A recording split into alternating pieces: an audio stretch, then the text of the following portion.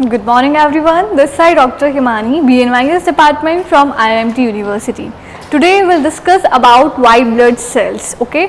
तो white blood cells को medically हम क्या बोलते हैं? ल्यूकोसाइट्स बोलते हैं white blood cells को।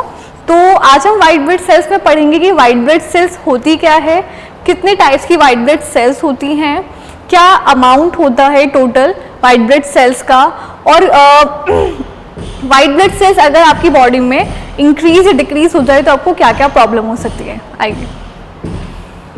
सो वाइट ब्लड सेल्स और leukocytosis are the colourless and nucleated formed element of the blood.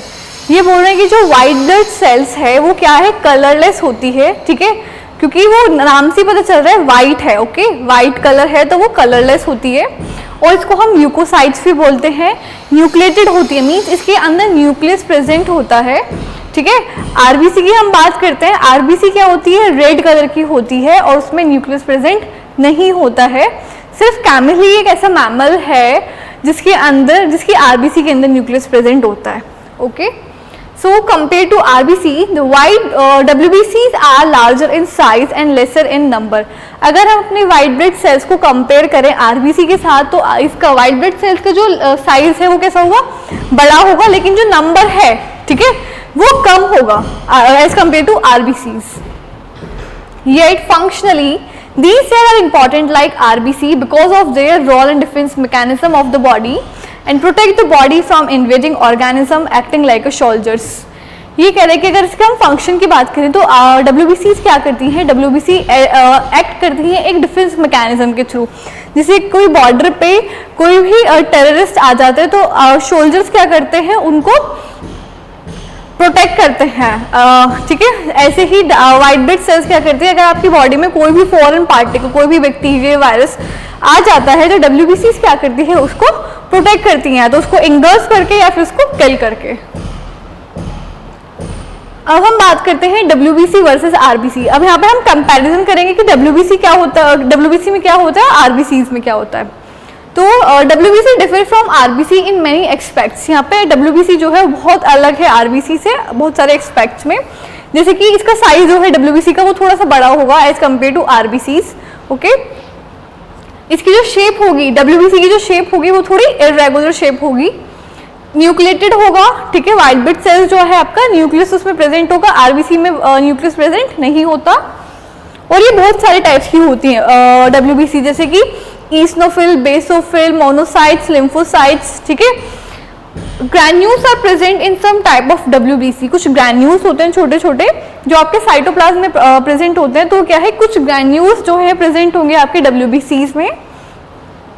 इसकी जो लाइफ स्पेन है वो थोड़ी कम होगी as compare to RBC। RBC की लाइफ स्पेन जो होती है वो 128 डेज होती है, लेकिन WBC में क्या होता है, WBC की लाइफ स्पेन या तो हाफ डे होगी या फिर 3 to 6 मंथ, वो डिपेंड करता है आपकी बॉडी की नीड्स पे, ओके। अब है क्लासिफिकेशंस की WBC का क्लासिफिकेशन कैसे कैसे है। Some of the WBC have granules in the cytoplasm. ये कह रहे हैं कि कुछ WBC ऐसी होती है जिनके साइटोप्लाज्म में क्या होता है, ग्रैन्यूल्स प्रेजेंट होता है। बेस्ड ऑन द प्रेजेंस और absence of the granule in the cytoplasm the leukocytes are classified into 2 groups. ये कह रहे हैं कि ग्रैन्यूल्स प्रेजेंट हो या ना हो, इसके बिहाफ पे जो आपका WBCs है वो हमने उनको 2 पार्ट्स में डिवाइडेड कर दिया गया है, ग्रैन्युलोसाइट्स एंड एग्रैन्युलोसाइट्स। ग्रैन्युलोसाइट्स वो सेल्स होती हैं जिनके साइटोप्लाज्म में ग्रैन्यूल्स प्रेजेंट होते हैं। एग्रैन्युलोसाइट्स वो सेल्स होती हैं जिनके साइटोप्लाज्म में ग्रैन्यूल्स प्रेजेंट नहीं होते हैं। तो हम बात करते हैं ग्रैन्युलोसाइट्स की। Depending upon the staining property of granules the granulocytes are classified into 3 types. ये कह रहे हैं कि एक स्टेनिंग प्रॉपर्टी, एक अलग अलग स्टेन होते हैं, जैसे मिथाइल हो गया, लीशमान स्टेन हो गया, एओसिन हो गया, ये अलग अलग स्टेनिंग होते हैं। स्टेन हम क्या करेंगे, अपनी WBCs पे डालेंगे तो अलग अलग वहाँ पे हमें ग्रैन्यूल्स शो हो जाएंगे स्टेनिंग प्रॉपर्टी के थ्रू, ठीक है। तो यहाँ पे स्टेनिंग के बिहाफ पे आपका जो था, ये आपकी जो सेल्स थी वो अलग अलग डिवाइड कर दी गई है। First is neutrophil. न्यूट्रोफिल में जो ग्रैन्यूल्स होते हैं वो दोनों स्टेन ले लेता है, आपका एसिडिक एंड बेसिक स्टेन ले लेता है। जो आपकी ईसनोफिल है ये कैसा लेगा, आपका एसिडिक स्टेन लेगा। बेसोफिल जो है वो आपका बेसिक स्टेन लेगा, ओके तो ये 3 सेल्स हैं आपकी जो आपके ग्रैन्युलोसाइट्स में आती हैं और इनमें अलग अलग स्टेनिंग प्रॉपर्टी होती है। अब हम बात करते हैं ए ग्रैन्युलोसाइट्स की। ए ग्रैन्युलोसाइट्स वो सेल्स होती हैं जिसमें ग्रैन्यूल्स प्रेजेंट नहीं होता, ठीक है, और इसमें कौन कौन सी सेल्स आती हैं आपकी, मोनोसाइट्स एंड लिम्फोसाइट्स प्रेजेंट होती हैं। अब हम बात करते हैं morphology of the white blood cells, क्या क्या मॉर्फोलॉजी होती है आपकी व्हाइट ब्लड सेल्स की। तो सबसे पहले हम बात करते हैं न्यूट्रोफिल की। Neutrophil which are also known as polymorph have fine or small granules in the cytoplasm. ये करेगी जो आपके न्यूट्रोफिल्स होते हैं वो कैसे होते हैं, बहुत फाइन और स्मॉल ग्रैन्यूल्स होते हैं आपके साइटोप्लाज्म के अंदर, ठीक है, न्यूट्रोफिल में ये प्रेजेंट होता है। The granules take acidic and basic stain. ये करेगी जो आप इसका स्टेन है वो दोनों ले सकता है, हमने पहले वाली स्लाइड में डिस्कस किया था कि जो आपके न्यूट्रोफिल होता है वो एसिडिक और बेसिक स्टेन ले सकता है, ठीक है। The granule appear violet in colour. आपके जो ग्रैन्यूल्स होंगे, आपके न्यूट्रोफिल के जो ग्रैन्यूल्स होंगे वो कैसे होंगे, वायलेट कलर के होंगे, ठीक है, जब हम उनके ऊपर स्टेन डालेंगे। Nucleus is multilobed. इस स्टेनिंग के बाद जो इसका न्यूक्लियस होगा आपके न्यूट्रोफिल का वो कैसा होगा, मल्टीलोब, मीन्स उसमें 2 लोब होंगे। The number of the lobes in the nucleus depending upon the age of the cell. ये कह रहे कि जरूरी नहीं है कि यहाँ पे 2 लोब ही हो, जो लोब्स है वो क्या होगा, डिपेंड करता है कि आपकी एज क्या है, सेल का टाइम क्या है, ओके, कितनी यंगर वो WBCs है। In younger cell the nucleus is not lobed. ये कह रहे कि जो नई सेल्स होती है, यंगर सेल होती है, उसमें न्यूक्लियस लॉब्ड नहीं होता है। जैसे जैसे जैसे जैसे वो पुरानी होने लगती है तो उसमें न्यूक्लियस लॉब्ड होने लगता है, उसमें 2 से 5 लोब्स बनने लगते हैं। आप ये देख सकते हैं डायग्राम, ये न्यूट्रोफिल का है, यहाँ पे 1 2 3 4 लोब बने हुए हैं क्योंकि ये सेल बहुत पुरानी हो चुकी है। या आप वायलेट कलर की, ब्लू कलर की, पिंक कलर की छोटे छोटे साइड्स में देख रहे हो, तो ये क्या है आपके ग्रैन्यूल्स हैं, ठीक है। ग्रैन्यूल्स कैसे हम शो कर सकते हैं, स्टेनिंग प्रॉपर्टी के through, both acidic and basic stain. अब हम बात करते हैं अपने ईस्नोफिल्स की। ईस्नोफिल्स हैव कोर्स, मींस बड़े ग्रैन्यूल्स प्रेजेंट होते हैं ईस्नोफिल्स में आपके, ठीक है, कहाँ पर आपके साइटोप्लाज्म में प्रेजेंट होते हैं। विच स्टेन पिंक और रेड विद इओसिन। इसका स्टेन कैसे होगा, इओसिन हम डालेंगे, उसमें क्या होगा, पिंक और रेड ग्रैन्यूल्स हमें शो होंगे। न्यूक्लियस इसमें क्या होगा, बायलोब्ड होगा या फिर स्पेक्टिकल, चश्मे जैसा इसका न्यूक्लियस होगा। डायमीटर सेल करेगा, वेरीज करेगा, डिपेंड करेगा, डायमीटर 10 to 14 म्यूस का डायमीटर हो सकता है। एक बार मैं आपको डायग्राम दिखा देती हूँ। यहाँ पे हमने इओसिन स्टेनिंग करी तो इसके जो ग्रैन्यूल्स थे वो रेड कलर के आए, न्यूक्लियस जो है वो बायलोब, 2 न्यूक्लियस है, थोड़ा चश्मे जैसा भी इसका डायग्राम दिख रहा है।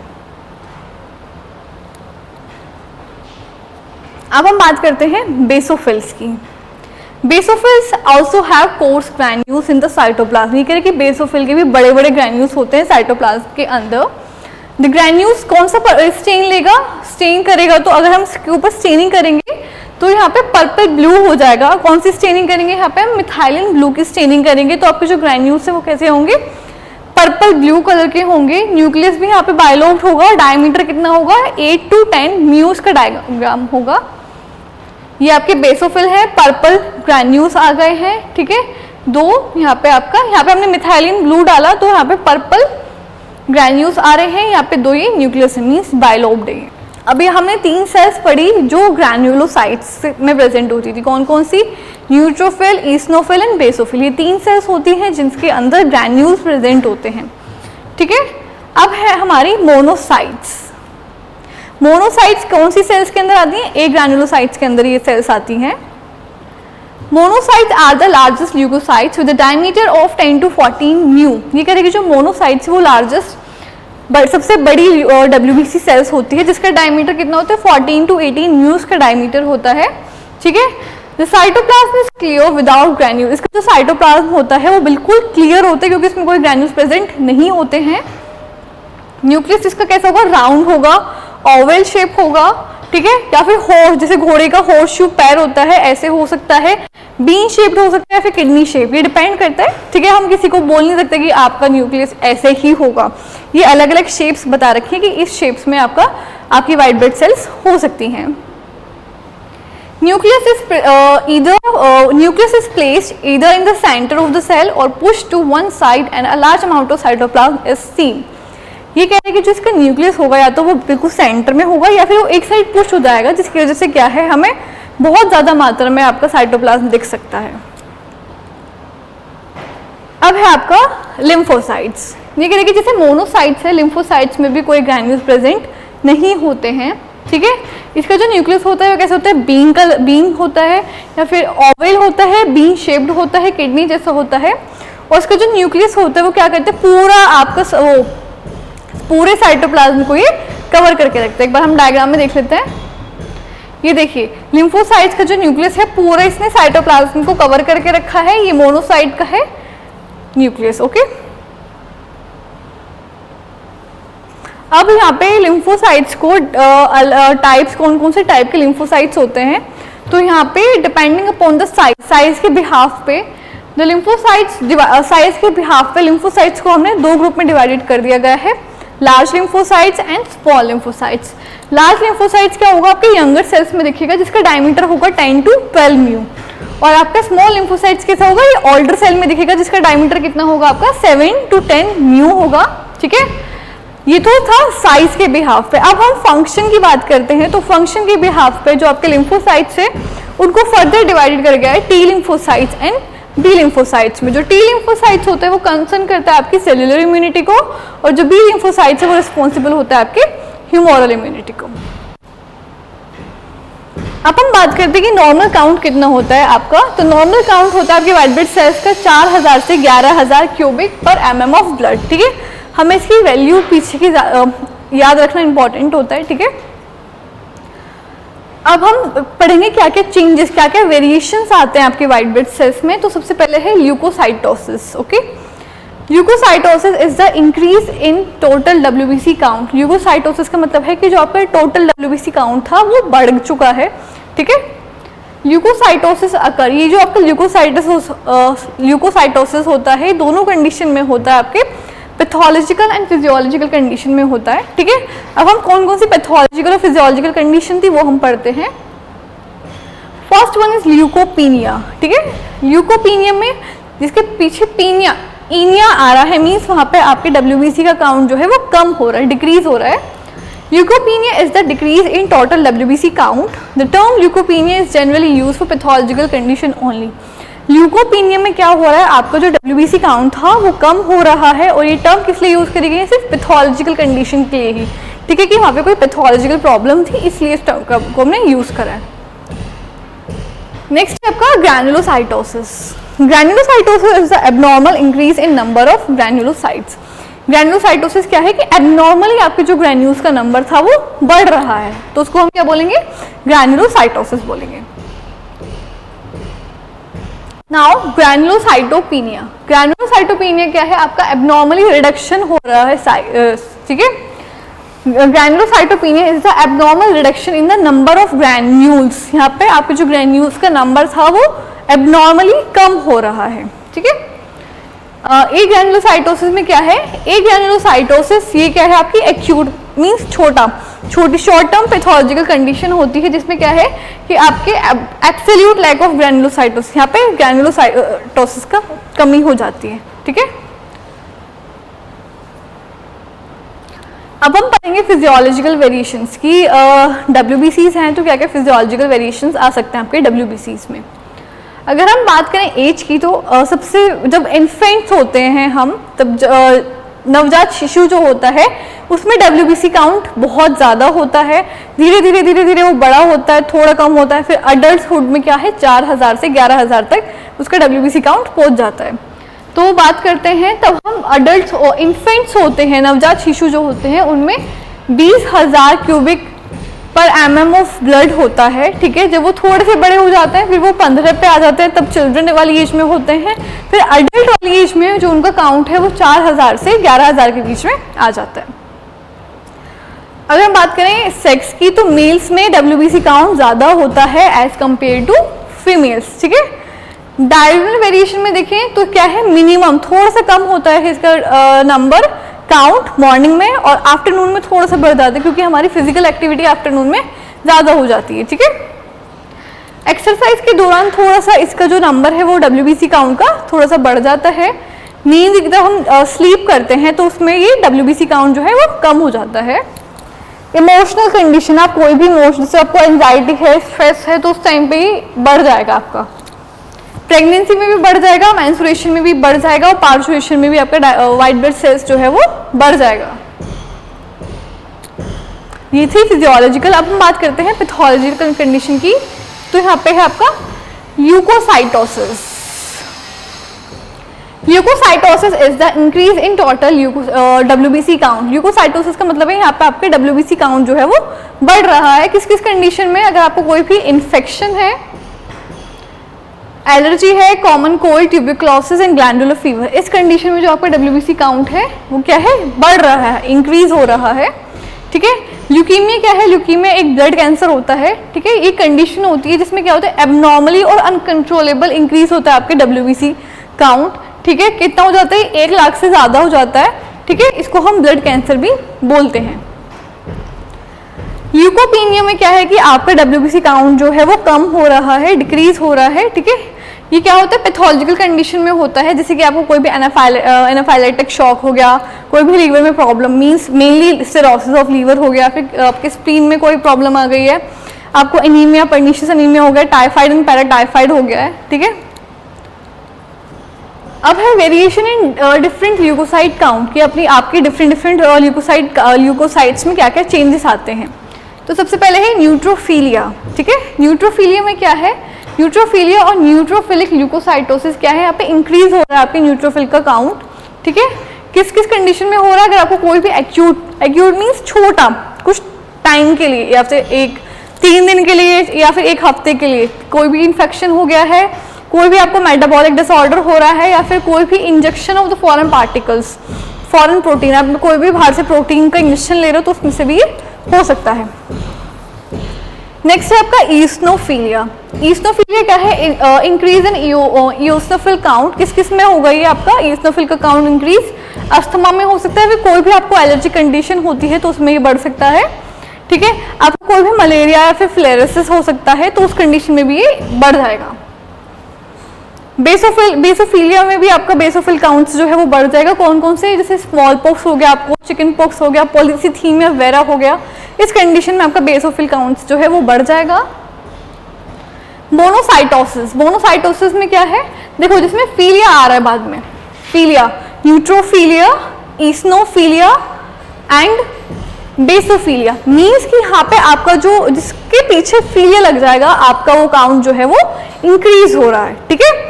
अब हम बात करते हैं मोनोसाइटोसिस और लिम्फोसाइट, जिसके पीछे साइटोसिस आ रहा है। फीलिया वाली कंडीशन किसमें थी आपके? जिसमें ग्रैन्यूल्स प्रेजेंट थे, जिसमें साइटोसिस आ रहा है पीछे, तो मतलब एक ग्रैन्युलोसाइट्स की हम बात कर रहे हैं। साइटोसिस मतलब कि वहाँ पे मोनोसाइटोसिस मीन्स कि जो आपके मोनोसाइट्स है उनका काउंट जो है वो बढ़ रहा है।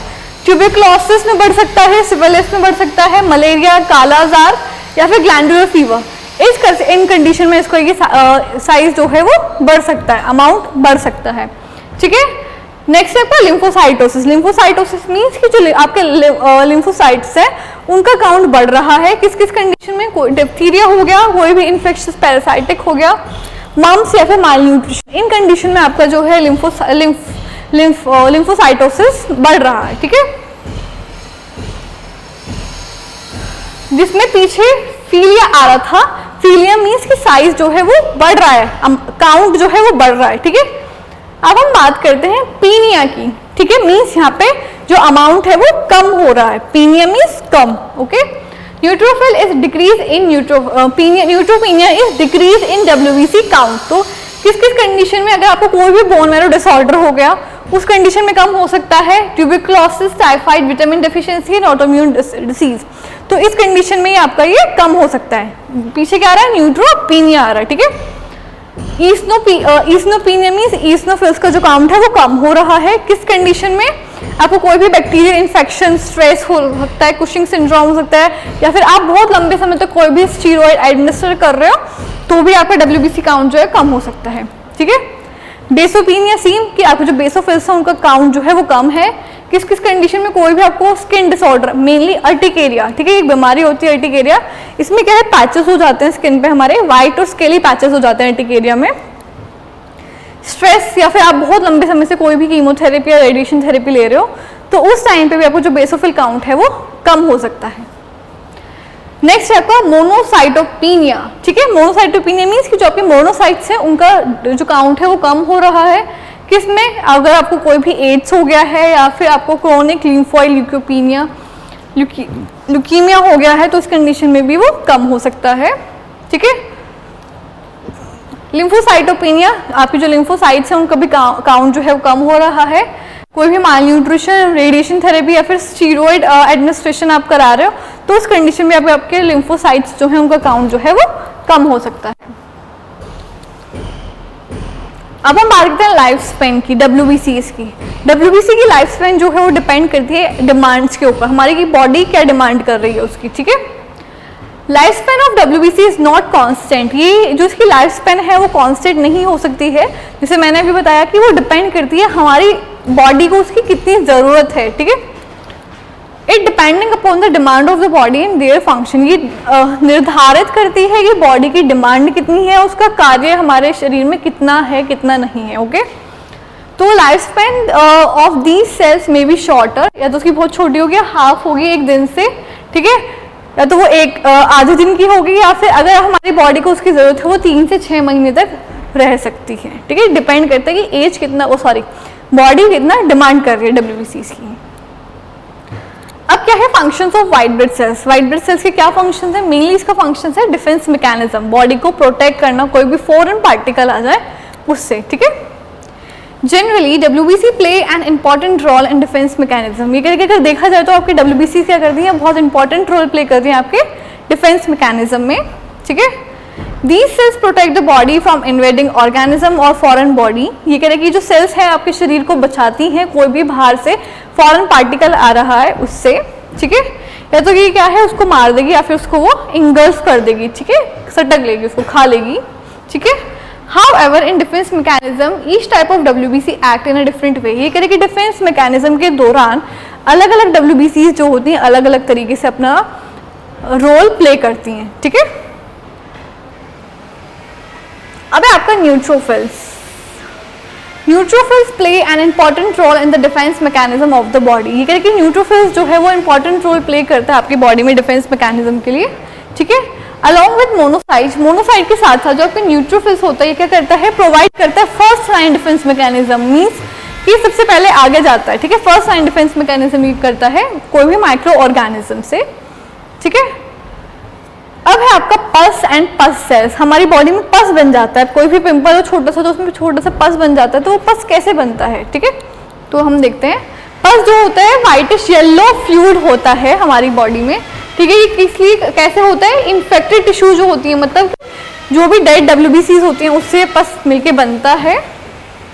ठीक है, या जो हमारी डेड WBCs हो गई, बैक्टीरिया हो गया, फिर कोई भी फॉरेन बॉडी सेलुलर डेब्रिस जो हो गया, ठीक है, उनसे ही आपका पस जो है मिलके बनता है। It consist of the white blood cells. किससे मिलके बनता है? आपके व्हाइट ब्लड सेल्स से मिलके बनता है, बैक्टीरिया फिर कोई भी फॉरेन बॉडी हो गई उससे मिलके ये बनता है पस। ठीक है, जो आपकी डेड WBCs होती हैं उसको हम क्या बोलते हैं, पस सेल्स बोलते हैं, जो डेड WBCs होती हैं। During the battle against the bacteria many WBC are killed by the toxin releasing from the bacteria. ये कह रहे कि तब WBCs आपके बैक्टीरिया से लड़ती हैं तो कुछ बैक्टीरिया क्या करते हैं, केमिकल रिलीज करते हैं जिसकी वजह से कुछ WBCs जो हैं मर जाती हैं। The dead cells are collected in the centre of infected area. ये कह रहे कि अब ये जो डेड सेल्स हैं वो कहाँ पे कलेक्टेड हो जाती हैं, अगर आपके शरीर में कोई भी इन्फेक्टेड एरिया है वहाँ पे आके ये कलेक्ट हो जाती हैं WBCs। The dead cells together with plasma leaked from the blood vessels, liquefied tissue cell and RBC escape from the damaged blood vessels constitute the pus। ये कह रहे हैं कि जो डेड सेल्स होती हैं वो एक साथ आके क्या करती हैं, ब्लड वेसल से कोई भी प्लाज्मा लीक होता है, ठीक है, वहाँ पे जाती है, वहाँ से RBC हट जाती है, फिर ये आपकी जो डेड सेल्स होती है वहाँ पे जाके कलेक्ट हो जाती है ये। ठीक है, तो उससे फिर कलेक्ट होने के बाद ये पस जो है वहाँ पे बन जाता है हमारा। अब है आपका eosinophils. Eosinophils play an important role in defence mechanism. अगर आपकी बॉडी में कोई भी पैरासाइट्स है तो वहाँ पे कौन इंपॉर्टेंट रोल प्ले करेगा, आपका ईस्नोफिल। ठीक है, वहाँ पे ईस्नोफिल हेल्प करेगा। During parasitic infection there is a production of large amount of eosinophil. ये कह रहे हैं कि तब आपका पैरासाइटिक इन्फेक्शन हो जाता है तो वहाँ पे क्या होता है, ईसनोफिल का प्रोडक्शन बहुत ज़्यादा हो जाता है, ठीक है। Eosinophil count increase also during allergic disease like asthma. अगर आपको अस्थमा है तो तब भी आपका ईसनोफिल काउंट जो है वो बढ़ जाता है, ठीक है। Eosinophil are responsible for the detoxification, disintegration and removal of foreign particles. ये कह रहे हैं कि जो आपका ईसनोफिल्स होता है वो क्या करता है, आपकी हेल्प करता है बॉडी को डिटॉक्सिफिकेशन में, कोई भी फॉरेन पार्टिकल्स होते हैं उसको बाहर निकालने में। नेक्स्ट है आपका बेसोफिल। बेसोफिल क्या करता है, ये भी एक इंपॉर्टेंट रोल प्ले करता है बॉडी की हीलिंग में, ठीक है, हीलिंग सिस्टम में, हीलिंग प्रोसेस में। So their number increase during healing process. इनका नंबर क्या है, बढ़ जाता है हीलिंग प्रोसेस के दौरान। Basophil also play an important role in allergy और एक्यूट हाइपर सेंसिटिविटी रिएक्शन। ये कह रहे हैं कि बेसोफिल जो है बहुत इंपॉर्टेंट रोल प्ले कर रहा है किसमें, आपके एलर्जी में, और कोई भी एक्यूट हाइपर सेंसिटिविटी रिएक्शन हो रहा है उसमें भी ये रोल प्ले कर रहा है। This is because of the presence of receptor for IG basophil membrane. ये क्यों हो रहा है, क्योंकि आपका जो आईजी रिसेप्टर्स होते हैं वो कहाँ पे, बेसोफिल के मेम्ब्रेन पे प्रेजेंट होते हैं। अब है आपका मोनोसाइट्स। मोनोसाइट्स क्या है, लार्जेस्ट सेल्स होती हैं WBCs की, ठीक है। लाइक न्यूट्रोफिल के जैसे मोनोसाइट्स भी क्या करता है, ये क्या होता है, मोटाइल होता है बहुत ज़्यादा, और फैगोसाइटिक मतलब मोटाइल मीन्स इजीली मूव कर सकता है, फैगोसाइट मतलब कि किसी भी चीज़ को ये सटक सकता है। These cells wander freely through all the tissue of the body। करेगी ये जो सेल्स होती है ये क्या करती है, फ्रीली these cell wander मतलब कुछ भी इजीली मूव कर सकते हैं, कुछ भी चीज़ें उठा सकते हैं आपकी बॉडी से, ठीक है। Monocytes play an important role in defence of the body. जो आपके मोनोसाइट्स हैं वो क्या करेंगे, इंपॉर्टेंट रोल प्ले करेंगे आपकी बॉडी में। Along with neutrophil these monocytes play an important role in defence of the body. Monocyte क्या करेंगे, इंपॉर्टेंट रोल प्ले कर रहे हैं आपकी बॉडी में एज अ डिफेंस, ठीक है।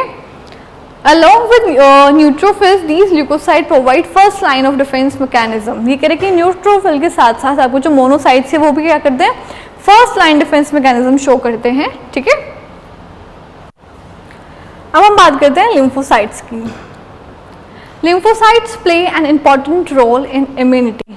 जो आपके लिम्फोसाइट्स हैं वो बहुत इंपॉर्टेंट रोल प्ले करते हैं आपकी इम्यूनिटी पे, मींस रोग प्रतिरोधक क्षमता पे इंपॉर्टेंट रोल प्ले करते हैं। Functionally the lymphocytes are classified into 2 category. कह रहे कि अगर हम इनके कार्य के बिहाफ पे देखें तो ये 2 टाइप में डिवाइडेड कर दी गई है हमने, ठीक है, जिसको हम बोलेंगे T lymphocytes and B lymphocytes. जो आपके टी लिम्फोसाइट्स है वो आपकी सेलुलर इम्यूनिटी में काम आते हैं, और जो आपके बी लिम्फोसाइट्स हैं वो आपकी ह्यूमरल इम्यूनिटी में काम आते हैं। वाइट ब्लड सेल्स, हमने पढ़ा वाइट ब्लड सेल्स क्या होते हैं, उनको हम ल्यूकोसाइट्स भी बोलते हैं। कितने टाइप्स की वाइट ब्लड सेल्स होती हैं, ठीक है, 5 टाइप की वाइट ब्लड सेल्स होती हैं। 3 सेल्स जो होती हैं वो 4 सेल्स जो होती हैं हमारी न्यूट्रोफिल, ईसनोफिल, बेसोफिल। ये 3 जो सेल्स होती हैं हमारी ग्रैनुलोसाइट्स होती हैं। जो 2 सेल्स होती हैं वो हमारी ग्रैनुलोसाइट्स, मोनोसाइट्स एंड लिम्फोसाइट्स, ठीक है। फिर हमने पढ़ा क्या क्या चेंजेस आते हैं अगर आपकी बॉडी में, किस किस कंडीशन में आपके जो सेल्स है वो बढ़ जाती हैं, किस किस कंडीशन में सेल्स जो है वो कम हो जाती है, क्या क्या किस, अगर हम सो रहे हैं तो हमारा WBC काउंट कम हो जाता है, एंजाइटी आ रही है तो बढ़ जाता है, मेंस्ट्रुएशन में बढ़ जाता है WBC काउंट, ठीक है। फिर हमने पढ़ा कि क्या क्या पस सेल्स क्या होती हैं, ठीक है, कितना अमाउंट होता है, कितनी रेंज होती है हमारे WBCs की, ठीक है, और इन्फेंट्स में सबसे ज़्यादा होती है। फिर जैसे जैसे हम बड़े होते हैं तो वो उसका 4000 से 11000 क्यूबिक पर mm ऑफ ब्लड हो जाता है। Thank you.